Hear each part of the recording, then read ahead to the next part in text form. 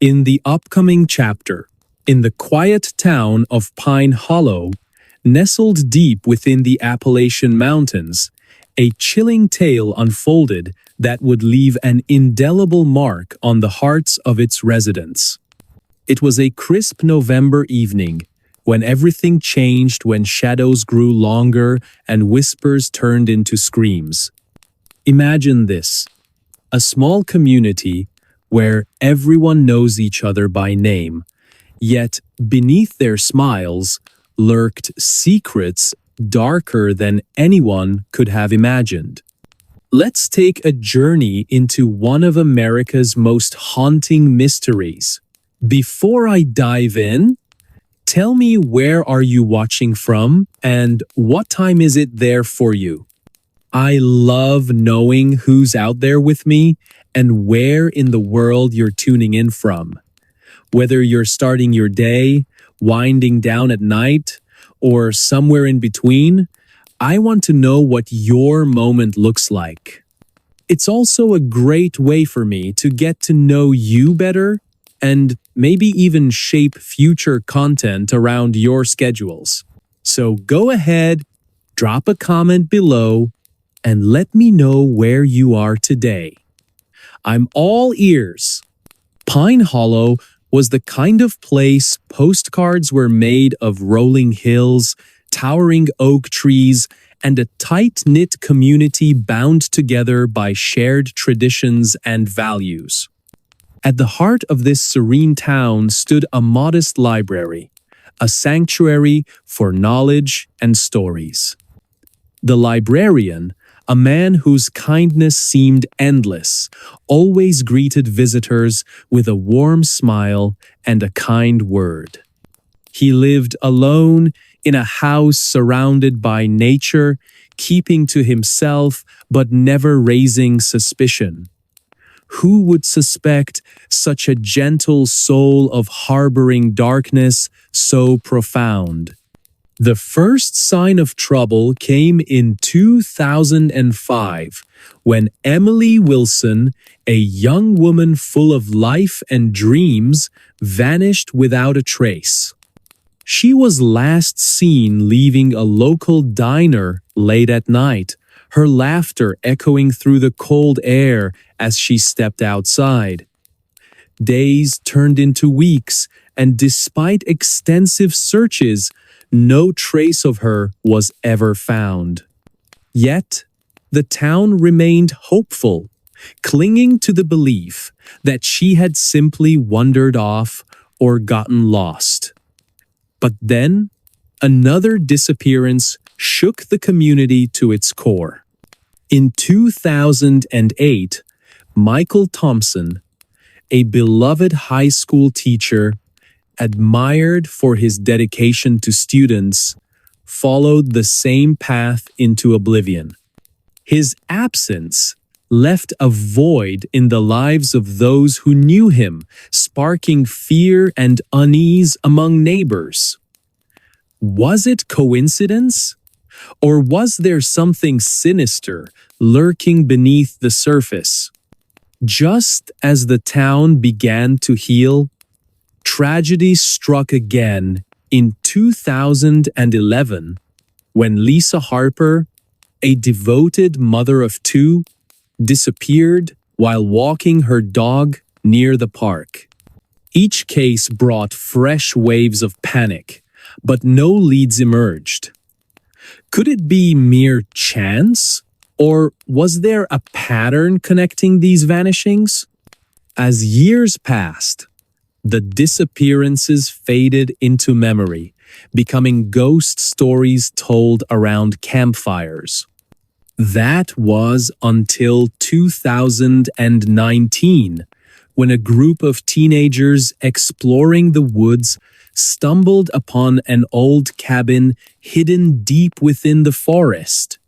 Inside, they discovered disturbing evidence: photographs, journals, and personal belongings belonging to the missing individuals. This wasn't just any cabin. It was a shrine to horror meticulously documented by someone who thrived on control and power.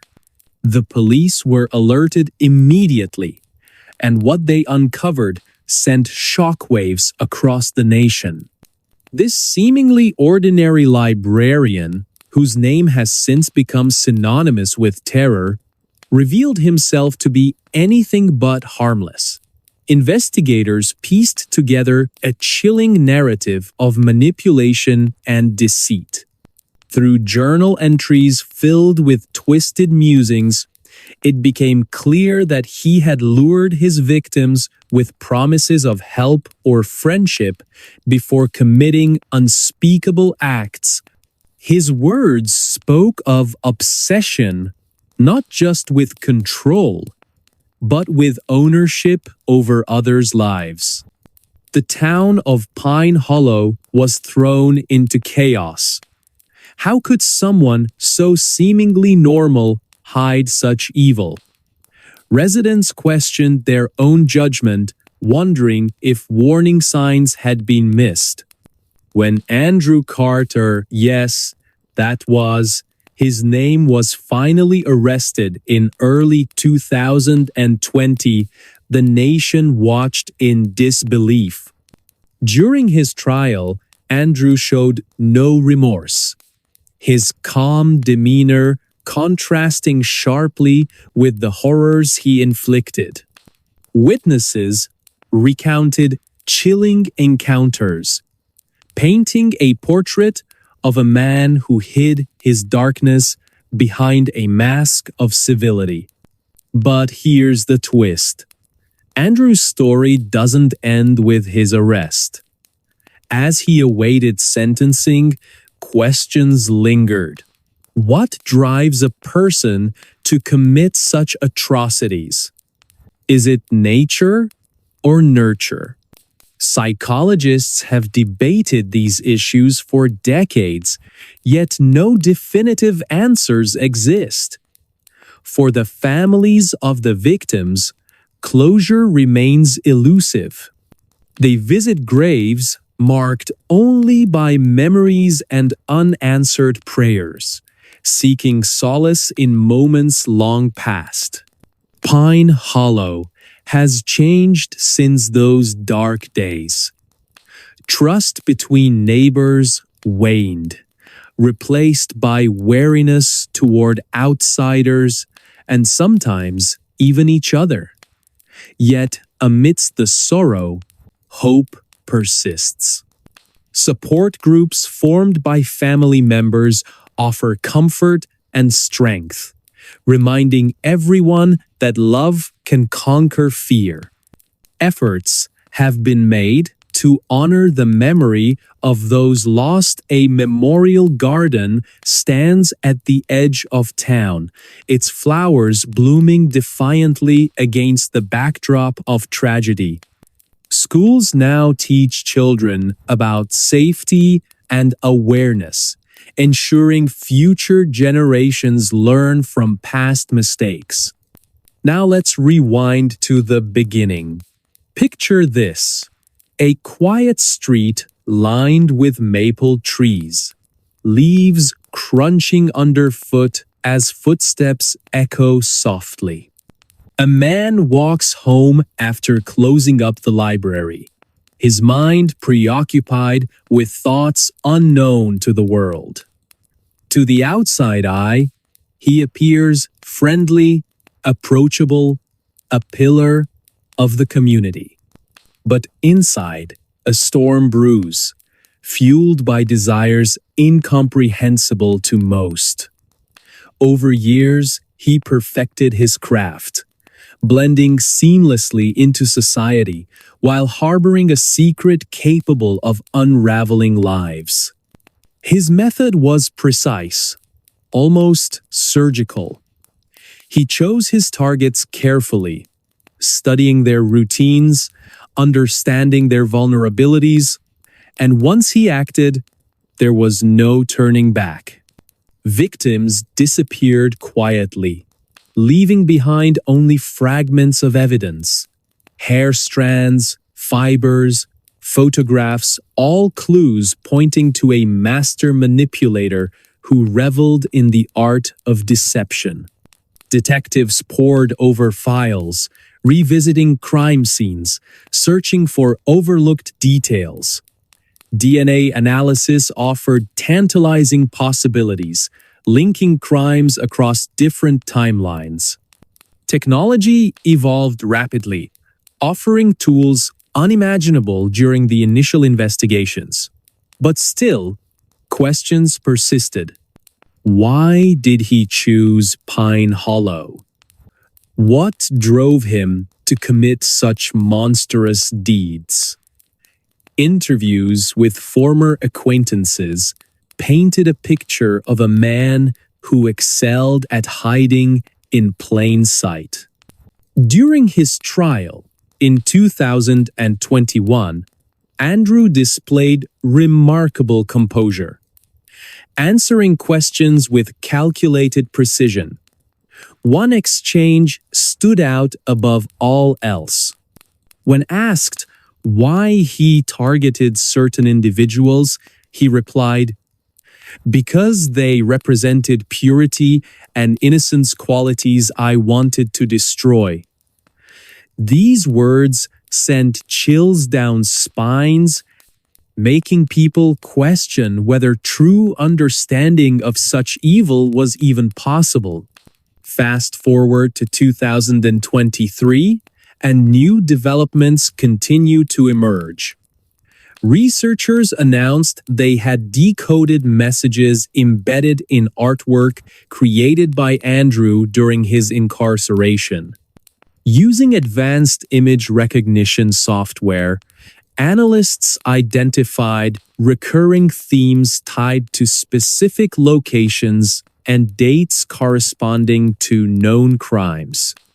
This revelation suggested Andrew might have left deliberate clues intended to taunt authorities even beyond the grave. Was he playing games right up until the end? Investigators believe so, noting how meticulous his planning had always been. Artificial intelligence programs sift through thousands of pages of archived material, flagging patterns previously overlooked by human eyes. Findings suggest ties between Andrew's actions and broader criminal networks operating throughout the region. Are we looking at isolated incidents or part of something larger?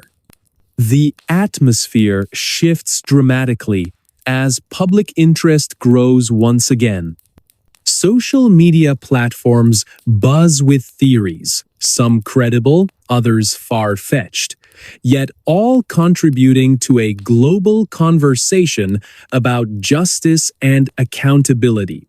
Families affected by similar losses gather annually to honor their loved ones, finding solace in shared memories and unwavering determination. "We won't stop fighting," says Linda Hayes during a memorial service held near Pine Hollow. Her voice cracks slightly, underscoring the personal stakes involved. Despite advances in forensic science and technology, fundamental questions remain unanswered. What caused Andrew to become who he was? Can anyone fully comprehend the depths of such depravity? And perhaps most importantly, how do we prevent future generations from producing similar monsters? Let's reflect on the lessons learned. Evil exists in many forms, often hiding in plain sight. But so does resilience. Despite the horrors endured, the people of Pine Hollow continued to rebuild, finding light in the darkest corners. Perhaps the greatest lesson of all lies in our response to adversity. Even in the face of unimaginable pain, Humanity finds ways to persevere. What really happened in Pine Hollow? Is Andrew Carter truly the monster we believe him to be, or is there more to uncover? Leave your thoughts in the comments below. Did he act alone, or was he part of something bigger? Let me know what you think happened to Tom, or should I say, Andrew. Your input matters, and it shapes the stories I share next. So go ahead, type it out, and hit send. I'll see you there.